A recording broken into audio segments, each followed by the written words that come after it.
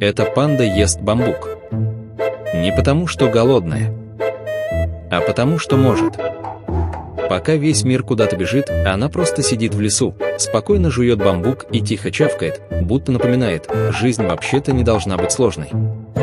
Никаких планов, никаких стрессов, только свежий бамбук, тишина вокруг и полный дзен. Иногда смотришь на нее и понимаешь, возможно, мы все делаем слишком серьезно. Может, стоит взять пример с панды. Остановиться, выдохнуть и просто вкусно почавкать.